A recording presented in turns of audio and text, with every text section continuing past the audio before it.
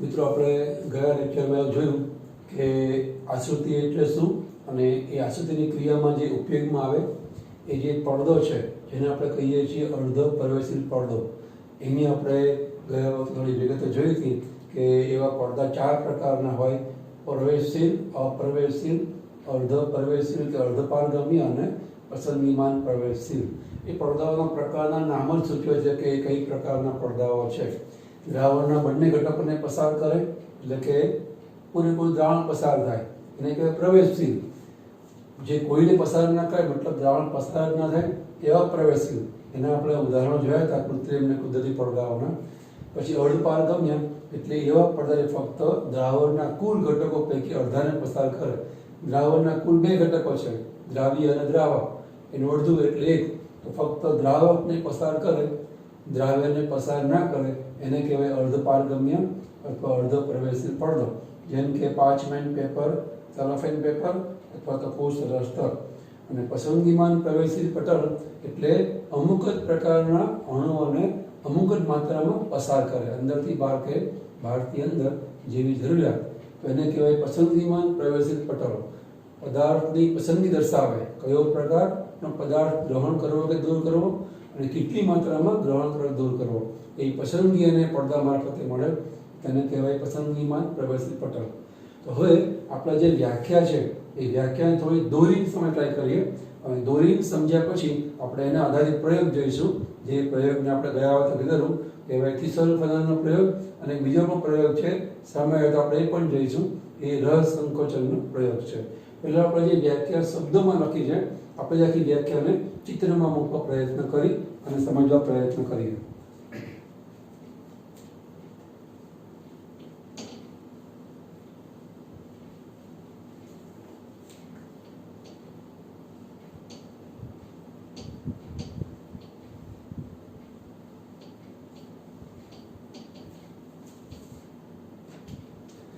જો અહીંયા આપણે વ્યાખ્યામાં કીધું છે કે 2 ભિન્ન સાંદ્રતા ધરાવતા દ્રાવણો. તો આપણે અહીંયા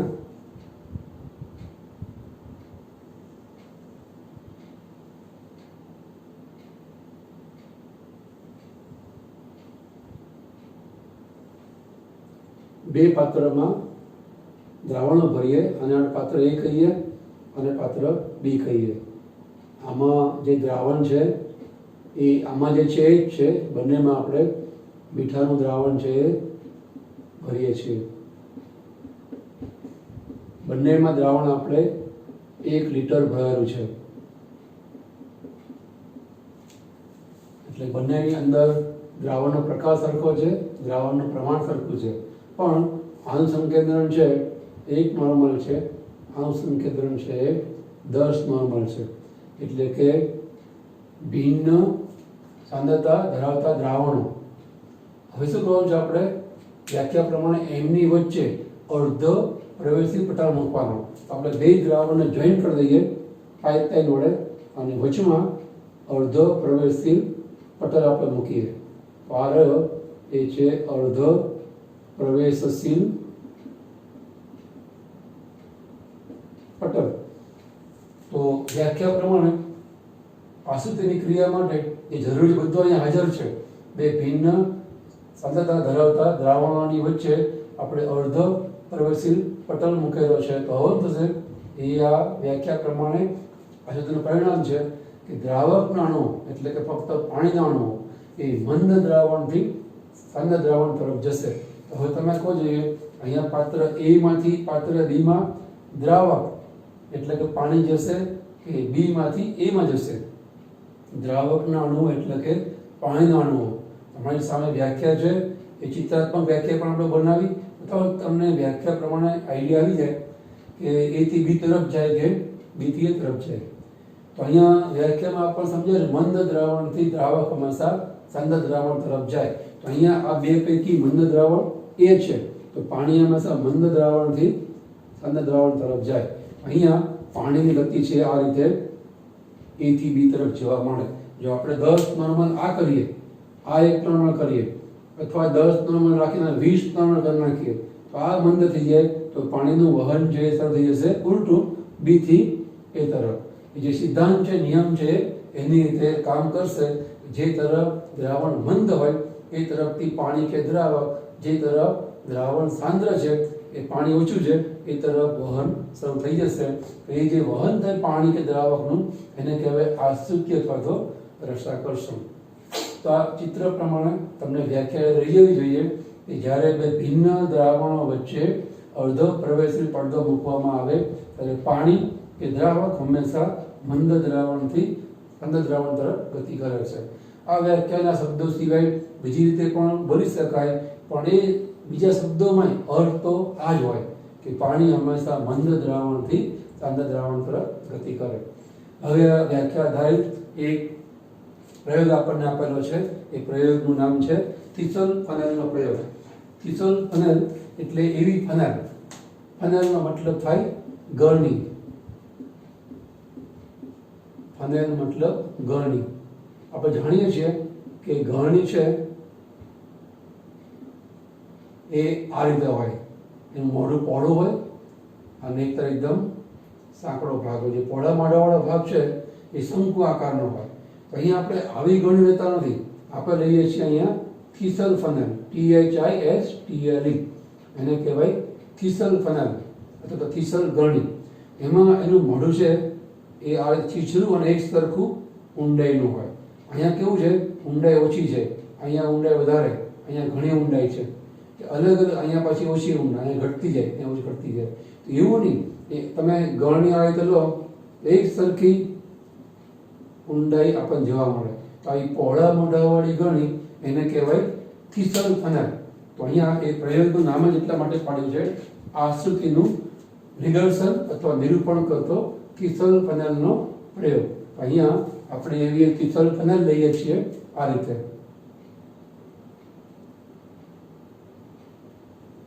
અને એને આપણે સ્ટેન્ડમાં ઉલટી ગોઠવીએ છીએ.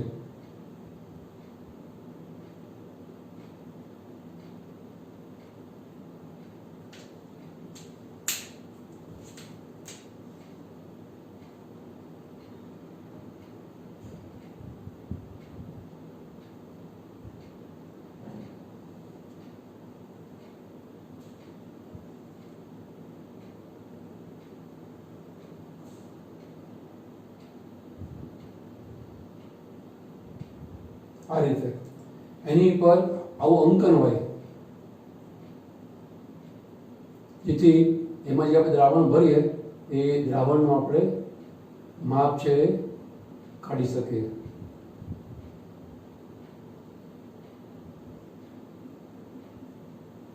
માનો કે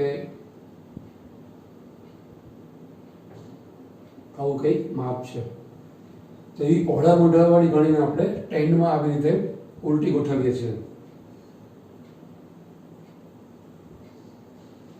એ સ્ટેન્ડ છે, આ થીસલ ફનેલ છે. અને હવે એ થીસલ ફનેલના પહોળા મોઢાવાળા છેડે આપણે અર્ધ પ્રવેશી પડદો બાંધવાનો. જે આપણે અગાઉના લેક્ચરમાં જોયું હતું એ અર્ધ પારગમ્ય પડદા તરીકે દેડકાનું મૂત્રાશય, મરઘીના અંડાનું અંડપત્ર અથવા તો સેલોપિન પેપર, પાર્ચમેન્ટ પેપર કંઈ પણ ચાલે. તો અહીંયા આપણે એના પહોળા છેડે આવી રીતે પડદો રબર બેન્ડથી બાંધીએ છીએ. તો આજે છે એને કહેવાય અર્ધ પ્રવેશી પડદો અથવા અર્ધ પારગમ્ય પટલ. અને હવે એની અંદર આપણે ખાંડનું સાંદ્ર દ્રાવણ ભરીએ છીએ. ખાંડનું, મીઠાનું, કોપર સલ્ફેટનું કંઈ પણ આપણે આમાં સાંદ્ર દ્રાવણ ભરીએ છીએ. જ્યાં સુધી આપણે દ્રાવણ ભરીએ છીએ એને કહેવાય પ્રારંભિક સપાટી. એ આપણે નોંધી લેવાની. પ્રારંભિક સપાટી એ નામ આપણે ભર્યું છે સાંદ્ર દ્રાવણ. આપણે કોનું એ દર્શાવતા નથી, આપણા માટે સાંદ્ર દ્રાવણ છે એ અગત્યનું છે, પછી એ ખાંડનું હોય કે મીઠાનું હોય. હવે આ ખાંડના સાંદ્ર દ્રાવણ ભરેલી ગળણી કે જેના પહોળા છેડે અર્ધો પારગમ્ય પડદો બાંધેલો છે એને ઊંચી નીચી કરી એવી રીતે ગોઠવો કે જેને લઈ અને એ ટેનમાં મૂકેલા એક પાણી ભરેલા કાચના બીકરમાં ડૂબેલી રહે એવી રીતે ગોઠવાય. એટલે આની અંદર આપણે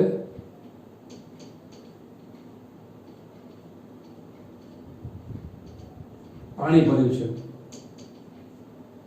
જે આ કાચનું બીકર છે એમાં આપણે પાણી ભરેલું છે.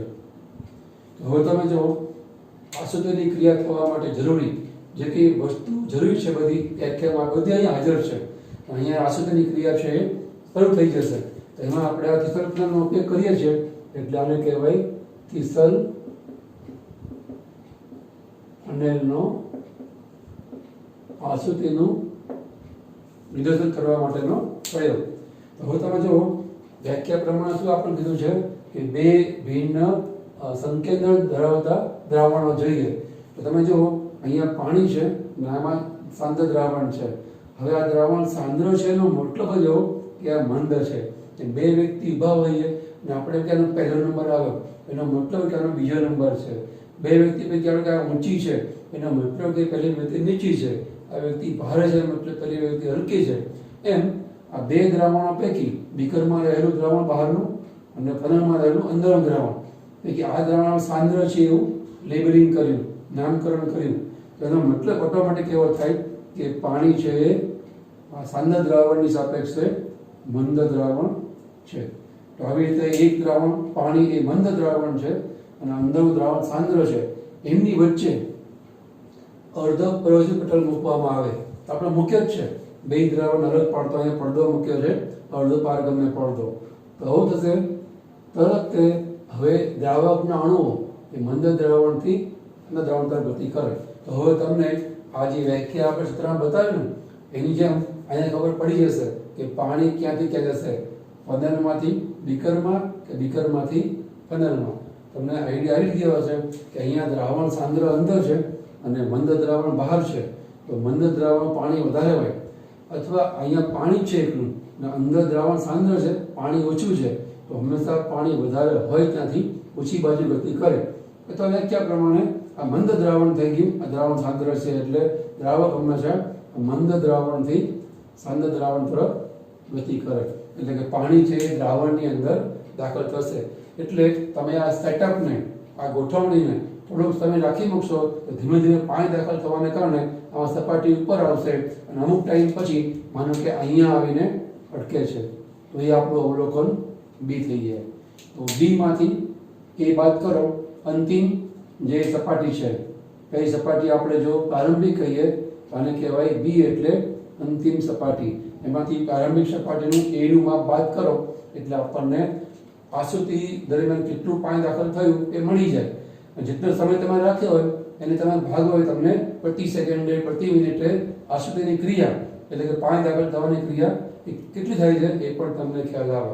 જો કે એ તમારે આગળના ધોરણમાં કરવાનું આવશે કોલેજ લેવલે. અહીંયા તો ફક્ત આપણે થિયરિકલ ભણવાનું છે, એનું માપ બહુ આપણે કાઢવાનું આવતું નથી. છતાં પણ તમને લેબોરેટરીમાં આ પ્રયોગ એ બટાકા આશ્રુતિ માપક તરીકે કરાવવામાં આવશે. એમાં તમે થોડું માપશો કે બટાકામાં ખાડો કરી અને આપણે એમાં દ્રાવણ ભરી સાંદ્ર અને પાણીમાં મૂકી રાખીએ તો પાણી દાખલ થાય અને એનાથી ઉલટું જો પાણી ખાડામાં ભરીએ બટાકામાં ખાડો કરીને અને એને સાંદ્ર દ્રાવણ બહાર મૂકીએ તો પાણી બધું બહાર આવશે. તો એવી રીતે એમાં પાણી અંદર બહાર જાય આવે એને કહેવાય આસુતિની ઘટના. અહીંયા પણ એવું જ થાય જો કદાચ આ સેટઅપ ગોઠવવામાં કોઈ વ્યક્તિ ભૂલથી સાંદ્ર દ્રાવણ બહાર ભરે બીકરમાં અને જે મંદ દ્રાવણ તરીકેનું પાણી એ ફનલમાં ભળી દે તો થશે કંઈ નહીં, થવાની ક્રિયા આસુતિની જ, પણ એમાં પાણી અંદર છે, સાંદ્ર દ્રાવણ બહાર છે તો પાણી બહાર નીકળશે, સપાટી નીચે આવશે. એમાંથી ઉપરમાં બાદ કરો એટલે આપણને આસુતિની ક્રિયા છે એનું માપ મળે કે પ્રતિ સેકન્ડ આટલું પાણી આમાં ઘટ્યું. બરાબર.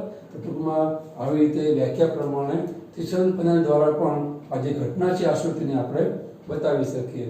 અહીંયા એક પ્રશ્ન મને યાદ આવે છે, અગાઉના ગુજકેટના પેપરમાં પ્રશ્ન પૂછાયેલો છે કે થીસલ ફનલના પ્રયોગમાં જ્યારે પ્રયોગને અંતે અવલોકન કરીએ ત્યારે થીસલ ફનલની અંદર બસ ... પ્રશ્ન પૂરો. ફરી એક પ્રશ્ન રિપીટ કરું છું. થીસલ ફનલના પ્રયોગને અંતે થીસલ ફનલની અંદર ... હવે ચાલો ઓપ્શન આપણને આપેલા હોય પાણીની સપાટી ઉપર આવશે અથવા દ્રાવણની સપાટી ઉપર આવશે, અથવા તો બીજા જે પણ બે ઓપ્શન આપેલા હોય. અહીંયા યાદ રાખવાનું, પાણી દાખલ થાય છે ને એટલે પાણી સપાટી ઉપર આવશે એવું ના કહેવાય. કારણ કે પાણી જ્યારે દ્રાવણમાં દાખલ થાય ને ત્યારે એ પાણી દ્રાવણનો ભાગ થઈ જાય. તમે જ્યારે ચામાં કે દાળમાં પાણી નાખો છો એ પાણી અલગ નહીં રહે, એ દાળનો ભાગ થઈ જાય. થોડું ચા કે દાળ પાતળી બને પણ એમાં પાણી અલગ નહીં રહે. અહીંયા પાણી દાખલ થાય છે તો જે દ્રાવણ છે એનો એ ભાગ થઈ જાય. દ્રાવણ થોડું મંદ થાય પણ એ દ્રાવણનો જ ભાગ કહેવાય. એટલે પાણી ઉપર ચડે નહીં પણ દ્રાવણની સપાટી ઉપર ચડે એ ઓપ્શન છે સાચો આવે. નહીં કે પાણી ઉપર ચડે છે, પાણી દાખલ થાય છે પણ સપાટી દ્રાવણની ઉપર ચડે છે પાણીના કારણે, એવું કહેવાય. અથવા એનાથી ઉલટું, સામે દ્રાવણ બહાર ભર્યું હોય તો દ્રાવણની સપાટી નીચે ઉતરે છે એવું કહેવાય. એ સિવાય મિત્રો અહીંયા એક બીજી વાત આપણે જોઈએ. આ જે આસુતિની ક્રિયા છે એ અમુક કલાકો માટે કરવા દેવામાં આવે. 2-5 મિનિટમાં પ્રક્રિયા આપણને જોવા નહીં મળે. તો તમે જ્યારે લાંબો સમય આ પ્રક્રિયા કરો છો ત્યારે તમારે એક વાતનો ખ્યાલ રાખવો પડે કે આની અંદર તમે પાણીના ફેરફાર નોંધો છો, નહીં કે દ્રાવ્યના. કારણ કે દ્રાવ્યના તો આ અડપારગમ્ય પડદો પસાર કરતો જ નથી. દ્રાવ્ય અંદરથી બહાર નહીં જાય અને સાંદ્ર દ્રાવણ તમે બહાર ભરીએ બીકરમાં, બહારથી અંદર નહીં જાય, કારણ કે એનો ગુણધર્મ છે ફક્ત પાણીને પસાર કરે. એટલે આપણે જે કંઈ માપન કરીએ છીએ એ માપન પાણીનું કરીએ છીએ. પાણી જેટલું અંદર દાખલ થાય છે એટલું બહાર નીકળે છે. જો પાણી દાખલ થાય તો એ પ્રકારની આશ્રુતિને કહેવાય અંતઃ આશ્રુતિ. અને જો ઉલટી ગોઠવણી કરીએ, દ્રાવણ બહાર ભરીને પાણી ફનલમાં ભરીએ તો પાણી બહાર આવશે, એને કહેવાય બહિર આશ્રુતિ. એમ કોષમાં પણ એવું થાય. વનસ્પતિની અંદર જીવંત અવસ્થામાં કોષમાં પાણી દાખલ થાય એ વખતે એને કહેવાય અંતરાશ્રુતિ. જ્યારે પાણી બહાર આવે તેને કહેવાય બહિરાશ્રુતિ. પણ ટૂંકમાં એ આશ્રુતિ જે અંતર કે બહિર થાય એમાં આપણે માપન કરીએ છીએ પાણી ઉતરે, બસ પાણી દ્રાવણની ઉપર કે નીચે ચડે ઉતરે છે. પણ એ વખતે આપણે એ જે ફેરફાર છે પાણીના ફેરફાર થાય છે એટલે પાણીનું કદ આપણે માપીએ છીએ. આશ્રુતિમાં કેટલું પાણી અંદર બહાર આવી માપીએ છીએ. જ્યારે આપણે પ્રયોગ કરતા હોઈએ ત્યારે એવું ખાસ ધ્યાન રાખવું પડે કે એ જ્યાં પણ આપણે પ્રયોગ કરતા હોય, તડકામાં, છાંયડામાં, પવનની અંદર આપણે ફેન સ્ટાર્ટ કરી પવનની નીચે પ્રયોગ કરી શકીએ. અલગ અલગ સ્થિતિમાં, પર્યાવરણની અલગ અલગ સ્થિતિમાં આપણે પ્રયોગ કરીએ તો દરેક વખતે વધતા ઓછા અંશે પાણીનું સતત બાષ્પીભવન થયા રાખતું હોય છે. તો આ પ્રયોગનું જે એક્યુરેટ ચોક્કસ જે અવલોકન છે ને એ આપણને નહીં મળે. તમે આને 2-3 કલાક મૂકી રાખો પ્રયોગને તો પાણી દાખલ થશે, સપાટી ઉપર આવશે, પણ જે આ દ્રાવણમાંથી તાપને કારણે જે પણ તાપ હોય, શિયાળા ઉનાળામાં વધારે આવશે તાપ કે ગરમી, એને લઈ આ દ્રાવણમાંથી પાણી વરાળથી ઉડી જાય, જેને આપણે બાષ્પીભવન કહીએ છીએ. જેટલું પાણી ઉડી જાય ને એટલું અવલોકન ઓછું આવશે. ખરેખર પાણી ચડવું જોઈએ 3 સુધી, એના બદલે 2.4 સુધી કે 2.9 સુધી પાણી ઉપર ચડશે. એક્ઝેક્ટ 3 બતાવશે નહીં, કારણ કે પાણી એટલો સમય દરમિયાન બાષ્પીભવન થઈને ઉડી જાય છે. તો પાણી બાષ્પીભવન થઈને ઉડે નહીં અને આપણને આપણું પરિણામ ચોક્કસ મળે. એટલે ઘણી વખત જે આપણે દ્રાવણ ભરીએ છીએ એ દ્રાવણની ઉપર અહીંયા 2 કે 3 ટીપા તેલના મૂકવામાં આવે છે. ઓઇલ ડ્રોપ આપણે મૂકીએ છીએ.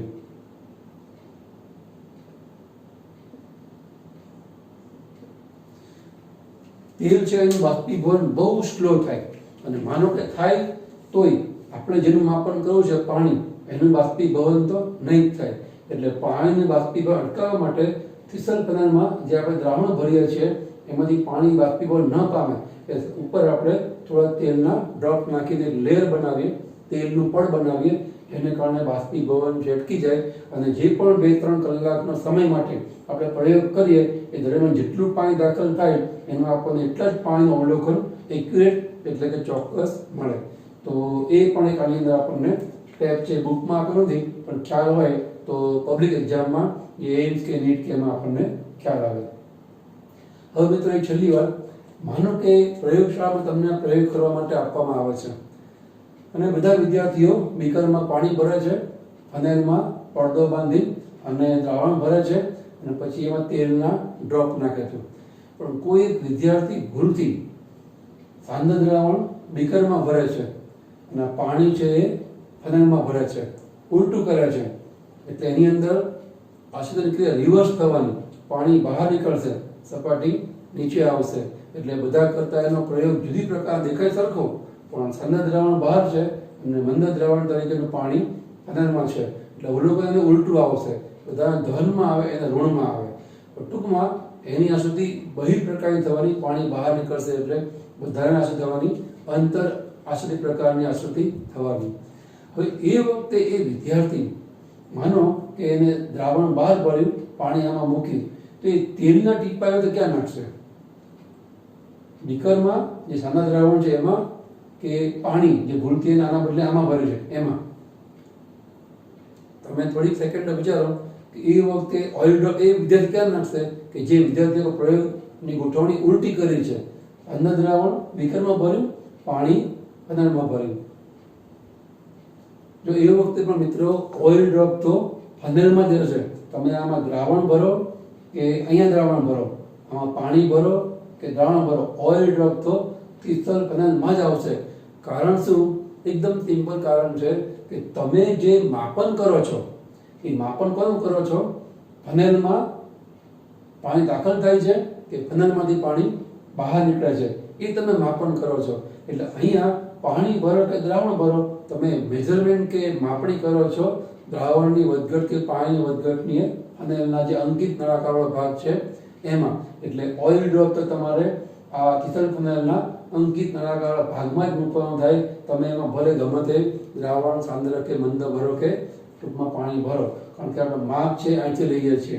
અહીંયા બાષ્પીભવનથી માનો કે આ સાંદ્ર દ્રાવણ છે એનું પાણી ઉડવા માંડે, એનાથી આપણા પ્રયોગમાં ફેરફાર નહીં થાય. દ્રાવણના સંપર્કમાં તો અંદરનું પાણી છે જ, કે પાણી ભલે ઉડે તો પાણી અંદર હોય અને અહીંયા દ્રાવણ બહાર હોય. એ દ્રાવણનું પાણી ભલે ઉડતું રહે બાષ્પીભવનથી, પાણી દાખલ થવાનું છે તો થાય જ છે, અને આપણે માપન એનું કરીએ છીએ જ્યાં દ્રાવણનું પાણી દાખલ થાય છે, નહીં ક્યાંયથી બાષ્પીભવનથી ઉડી જાય છે. એટલે એવું નહીં વિચારવાનું કે સાંદ્ર દ્રાવણ જો બીકરમાં ભરીએ તો ઓઇલ ડ્રોપ બીકરમાં મૂકવાના, સાંદ્ર દ્રાવણ ફનલમાં ભરીએ તો ટીપા ફનલમાં મૂકવાના. એવું નથી. ફનલમાં આપણે માપણી કરીએ છીએ માટે ઓઇલ ડ્રોપ બાષ્પીભવન અટકાવવા માટે આપણે ફનલમાં મૂકીએ છીએ. એમાં આપણે જે પણ ભરીએ આપણે બાષ્પીભવન અટકાવવું છે આ તીસર ફનલના પ્રવાહીનું, અને આપણે માપણી એમાં જ કરીએ છીએ. એટલે ઓઇલ ડ્રોપ છે એની અંદર આવશે. તો અહીંયા તીસર ફનલના પ્રયોગમાં આપણને આશ્રુતિના બે પ્રકાર પણ ખ્યાલમાં આવ્યા. જો પાણી કોષમાં દાખલ થાય એટલે કે અહીંયા ફનલમાં દાખલ થાય તો એને કહેવાય અંતર આશ્રુતિ, અને જો પાણી બહાર નીકળે તો એને કહેવાય બહિર આશ્રુતિ. વળી તમે એક જ પ્રકારના પ્રયોગ એ પંખા નીચે મૂકીને કરો, એ જ પ્રકારનો પ્રયોગ તડકામાં કરો, એ જ પ્રકારનો પ્રયોગ છાંયડામાં કરો તો થોડું વધતું ઓછું મૂલ્ય આવે. અલગ અલગ સિઝનમાં, સિચ્યુએશનમાં, પવન, પાણી, ભેજ, તાપમાન વગેરે વિવિધ પર્યાવરણીય પરિબળોની સ્થિતિ હેઠળ આ પ્રયોગના મૂલ્યમાં થોડો ફેરફાર આવે. અંતર કે બહિર આશ્રુતિનું મૂલ્ય થોડું વધતું ઓછું આવે, કારણ કે એ એક પ્રકારની જૈવિક ક્રિયા છે, એની ઉપર પર્યાવરણીય પરિબળોની અસર હોય જ છે. કોઈ પણ જૈવિક ક્રિયા છે નિરપેક્ષ ના હોય, એ જૈવિક ક્રિયા હંમેશા સાપેક્ષ હોય. તો અહીંયા તીસર ફનલમાં આપણને આશ્રુતિની જે ક્રિયા છે એનું આવી નિદર્શન આપણને જોવા મળે. એક છેલ્લી વાત, આના ઉપરથી આપણને આશ્રુતિ દાબ શબ્દ સમજાવેલો છે.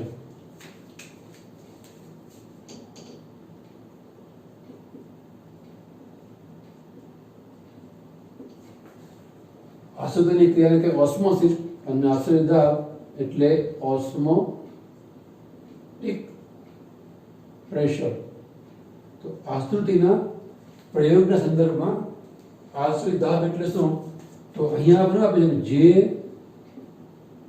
દબાણે તીસર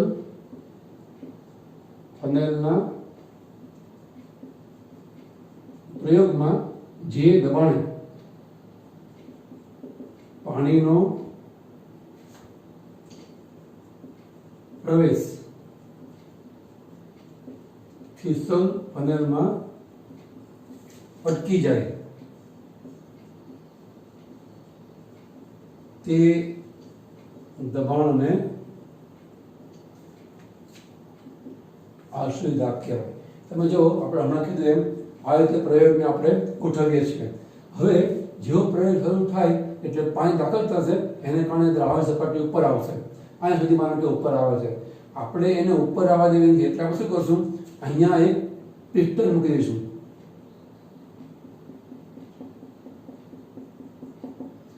પિસ્ટનની ધરી એ બહાર સુધી આવે એ આપણે વ્યવસ્થા કરશું, અને એ જે બહાર સુધી આવે ત્યાં આપણે તો ટ્રે જેવો ભાગ હોય એમાં આપણે ચોક્કસ વજન છે મૂકીએ છીએ. હવે એ વજન છે, વજનનું એટલું પણ નહીં મૂકવાનું જેના કારણે દ્રાવણમાં એટલું પાણી બધું બહાર નીકળે, એટલું પ્રેશર પણ નહીં આવવું જોઈએ. એ વજન એટલું હલકું પણ નહીં હોવું જોઈએ જેને કારણે થોડુંક દ્રાવણ ઉપર ચડે. તમે આ પિસ્ટનનો સેટઅપ કાઢી લો વજન સહિતનું, તો દ્રાવણ અહીંના બદલે અહીંયા સુધી આવી જશે. તો તમે હવે જે વજન મૂક્યું એના કારણે અહીંથી અહીંયા સુધી દ્રાવણ ચડવાના બદલે દબાણને અહીંયા સુધી ઉપર ચડાવે 3 સુધી. થોડું વધારે વજન મૂકો તો 2 સુધી આવશે, પણ તમે એટલું વજન મૂકો કે દ્રાવણની સપાટી ઉપર પણ નહીં ચડે, નીચે પણ નહીં આવે. એનો અર્થ શું થયો, કોઈ વ્યક્તિ હાથના દબાણથી આ તરફ ધક્કો આપે છે, એ જ વખતે બીજો વ્યક્તિ સામે આ હાથથી દબાણ આ તરફ આપે છે. બેયનું દબાણ પૈકી જો આનું વધારે હોય તો હાથ આમ જશે, જો આનું વધારે હોય તો હાથ આમ જશે. એના બદલે બે તરફ દબાણ સરખું અને વિરુદ્ધ હોય તો આપણને લાગશે કે ખસતું નથી, પણ બે તરફ દબાણ સરખું છે. જેટલું દબાણ આ તરફથી છે એ દબાણ આ તરફથી પણ છે. દબાણ સરખું થઈ જાય તો એ સપાટી કે વસ્તુ ત્યાં સ્થિર થઈ જાય. બસ સેમ ટુ સેમ જે દબાણથી પાણી ઉપર પ્રવેશે છે, ગુરુત્વાકર્ષણ બળને વિરુદ્ધ પાણી ઉપર જાય છે અને દ્રાવણને ઉપર ચડાવવા પ્રયત્ન કરે છે, આપણે એટલું જ દબાણ ઉપરથી આપીએ છીએ. આ દબાણ કેટલું છે એ આપણને ખબર નથી. આ જે દબાણ આપણે આપીએ છીએ એને આપણે માપ કાઢી શકીએ કે આટલા વજનથી આટલું દબાણ છે ઉત્પન્ન થાય. તો જે દબાણે આ વજનથી આપણે જે દબાણ આપીએ છીએ એ જે દબાણે કિસલ ફનાલની અંદર પાણીના ઉપર અટકી જાય, એ વખતે એવું કહેવાય કે જેટલું દબાણ આપણે આમ કરીએ છીએ બરાબર એટલું દબાણ અહીંયા આસુતિની ક્રિયાને કારણે પાણી અંદર પ્રવેશવા માટે કરતું હોવું જોઈએ. તો પાણી જે અંદર પ્રવેશવા માટે દબાણ કરે છે એ દબાણને કહેવાય આશ્રુતિ દાબ અથવા તો ઓસ્મોટિક પ્રેશર. તો આશ્રુતિ દાબ એટલે હવે તમને સમજાય કે કિસલ ફનલના પ્રયોગમાં જે દબાણે ફનલની અંદર નીચેથી અંદર પાણીનો પ્રવેશ અટકી જાય એ દબાણને કહેવાય આશ્રુતિ દાબ. એ દબાણ નોન છે, આ દબાણ અનનોન છે. હવે સરખું હોય તો સપાટી એ સ્થિર થઈ જાય, નીચે પણ ના ઉતરે, ઉપર પણ ના ચડે, માટે એને કહેવાય આશ્રુતિ દાબ અથવા તેને કહેવાય ઓસ્મોટિક પ્રેશર. હવે તમને એક ત્રીજી વસ્તુ ખ્યાલ આવશે કે એટલા જ માટે આપણે કહી શકીએ કે પાણી આમથી આમ જાય છે તો એનો મતલબ કે આશ્રુતિ દાબ અહીંયા વધારે હોવો જોઈએ અને આશ્રુતિ દાબ અહીંયા ઓછો હોવો જોઈએ. એટલે આપણે એવું કહી શકીએ કે પાણીનું વહન એ હંમેશા વધુ આશ્રુતિ દાબથી હંમેશા ઓછા આશ્રુતિ દાબ તરફ જ થાય. અહીંયા આશ્રુતિ દાબ વધારે છે, અહીંયા આશ્રુતિ દાબ ઓછો છે. આપણે બીજી બે વસ્તુ કહેતા યાદ કરી લઈએ કે પાણીનું વહન હંમેશા વધુ જળ ક્ષમતાથી ઓછી જળ ક્ષમતા તરફ થાય છે. એ ત્રીજું પછી કહેતા આપણે પાણીનું વહન હંમેશા વધુ પ્રસરણ દાબથી પાણીનું વહન હંમેશા ઓછા પ્રસરણ દાબ તરફ થાય છે.